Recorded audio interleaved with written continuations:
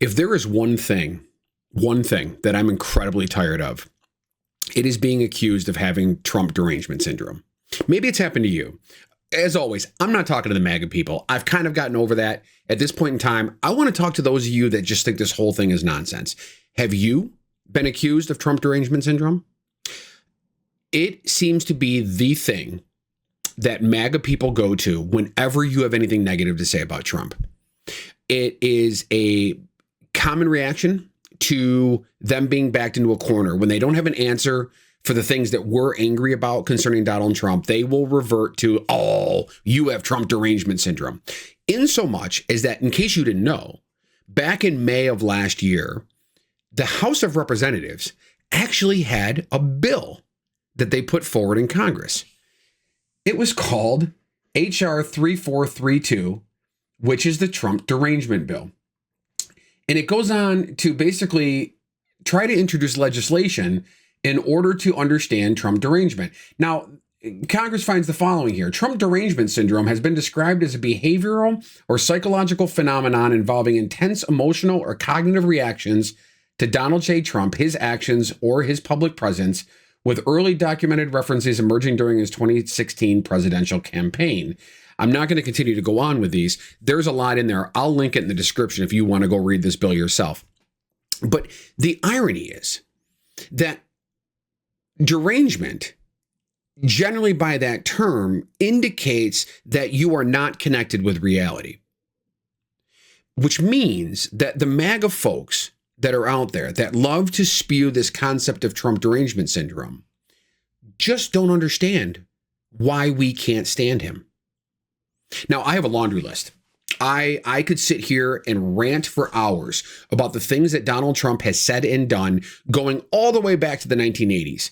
And he has proven himself to just be a shit human being over and over and over again. I talked yesterday about him inviting Bukele, the president of El Salvador, to speak at the 74th annual National Prayer Breakfast.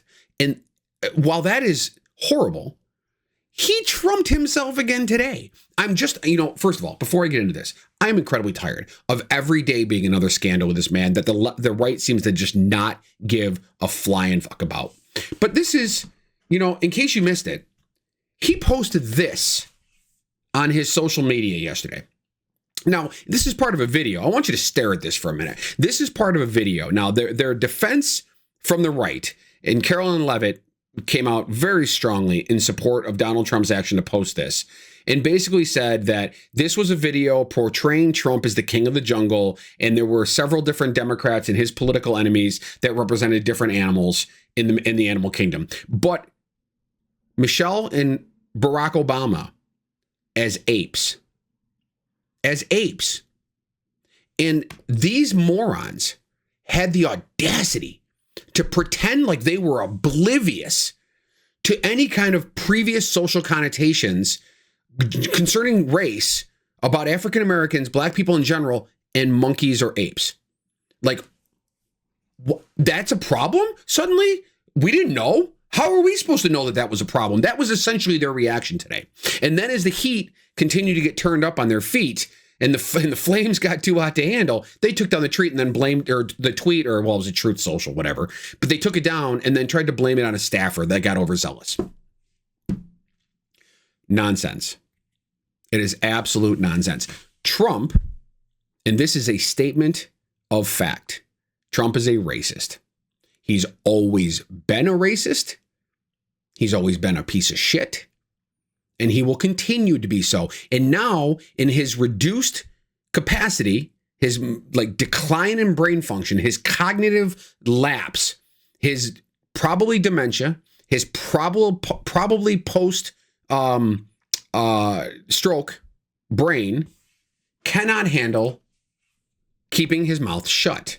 This is his history of racism. You can find this on Wikipedia. Again, all these things I'll link to. I'm just going to touch on a few things. This goes back to 1973 with his housing discrimination, because he's been a building owner in New York City most of his life. And he got sued several times over discriminating against African-American families.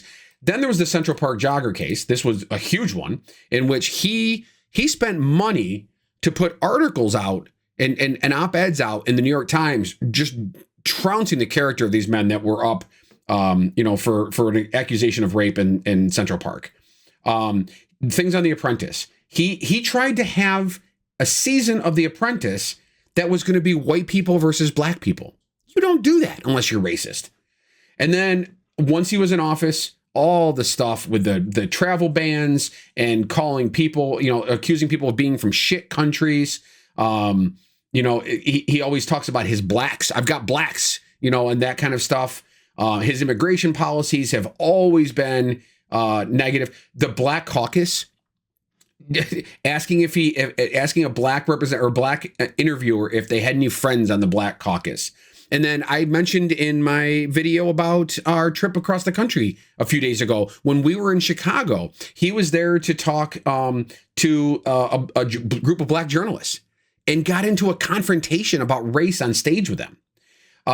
It just goes on and on. And then the big one, the Charlottesville rally. You guys must remember this.